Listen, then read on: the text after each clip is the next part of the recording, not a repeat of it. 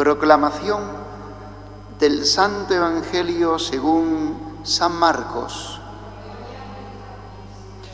En aquel tiempo Jesús subió al monte y llamó a los que él quiso, y se fueron con él. E instituyó 12 para que estuvieran con él y para enviarlos a predicar, y que tuvieran autoridad para expulsar a los demonios. Simón, a quien puso el nombre de Pedro, Santiago el de Zebedeo y Juan su hermano de Santiago, a quienes puso el nombre de Boanerges, es decir, los hijos del trueno, Andrés, Felipe, Bartolomé, Mateo, Tomás, Santiago el de Alfeo, Tadeo, Simón el de Caná y Judas Iscariote, el que lo entregó. Palabra del Señor.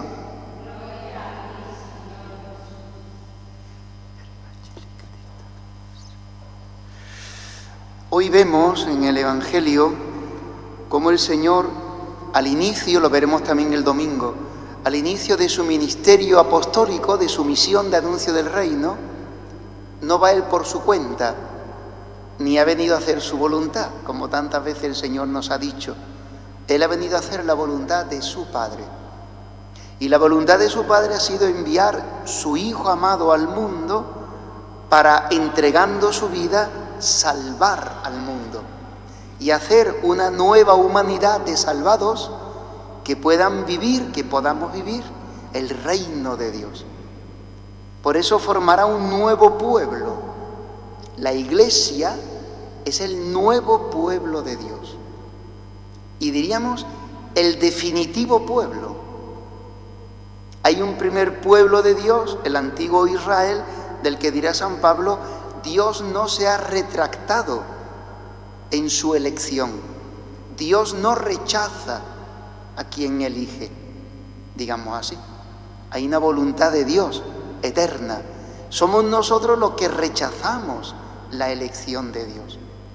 Pero Dios, dice también un salmo respecto de David, dice, Dios ha prometido, ha jurado a David una promesa de la que no se retractará. Y la palabra de hoy nos habla de elección, elección. Incluso de Saúl, que estamos viendo en estos días en la primera lectura, que Dios lo eligió, digamos así, forzado por los hombres. A veces Dios es tan humilde, siendo Dios, que entre comillas, se somete a la voluntad humana.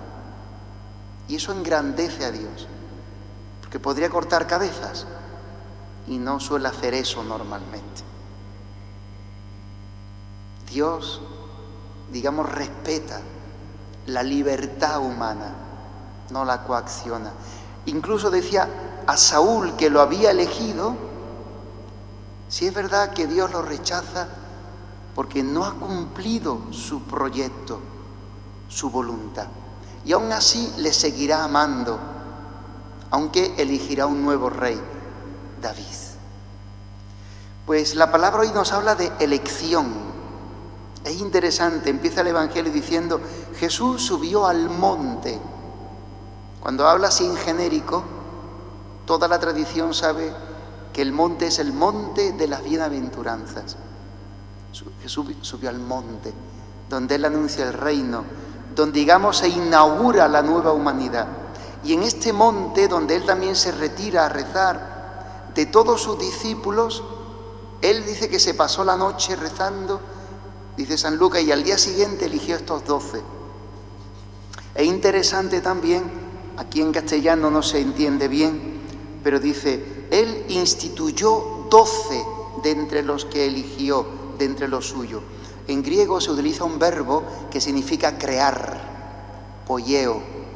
Significa que hay algo nuevo que ha creado Dios. Antes no existía eso nuevo que ha hecho. ¿Y qué ha hecho nuevo? Ha transformado unos hombres que viven un vivir normal y común, son discípulos, los ha transformado en apóstoles. Instituyó 12. Les hizo ser distintos, creó en ellos algo nuevo que no existía antes. Y en esa, llamamos nosotros, ordenación de apóstoles, de obispos, de presbíteros, de misioneros, en ese carisma, Dios le da a los apóstoles un poder que no es de mandar, sino capacidad para instaurar el reino de Dios, que es una cosa muy grande, instaurar el reino de Dios. La posibilidad de que el reino que Cristo ha traído a los hombres se pueda ir sembrando y desarrollando en las almas. Y para eso Jesús instituye, crea de entre los suyos a 12 con este carisma apostólico. Los hace ser apóstoles. ¿Y en qué consiste fundamentalmente este carisma? Esta capacidad que le da Jesús, este poder que les da Jesús, pues les dio autoridad para predicar el reino y expulsar demonios. Las cosas propias que hace Jesús para esta vida nueva que Él trae a los hombres. Por la predicación se siembra el reino de Dios, porque a través de la palabra, quien la acoge va recibiendo esa vida del reino. Y por el poder de expulsar demonios, Dios va quitando del corazón humano, de nosotros, de los hombres, el terreno que el demonio tiene sobre nuestra vida, el terreno de dominio. Por eso, en cuanto una persona se decide a seguir a Jesús, empezará a sentir como más tentaciones, más luchas por esa decisión de seguir a Jesús, la vida del reino, de lo que el demonio no quiere que los hombres vivamos y nos desprendamos de su dominio sobre nuestras vidas. Y termino. ¿A quiénes ha elegido Jesús? Pues no a ángeles, dirán también San Pablo, dirán también los padres de la Iglesia. Ha elegido pues a nosotros, personas humanas, con nuestras limitaciones, con nuestra forma de ser, con nuestro carácter, con nuestra personalidad y con nuestros pecados. Ha elegido hombres débiles y pecadores para la misión, no solamente apostólica, para la misión en el mundo entero. Pues también ha elegido mujeres, jóvenes, mayores, matrimonios. En definitiva, nos ha llamado el Señor, nos ha elegido pues como somos, con nuestras debilidades y con nuestros pecados, que los tenemos. Simón, pues Simón Pedro, ya sabemos quién es, un tío bonachón, pero le ha traicionado. No lo conozco, no lo conozco, no lo conozco, 3 veces. Madre.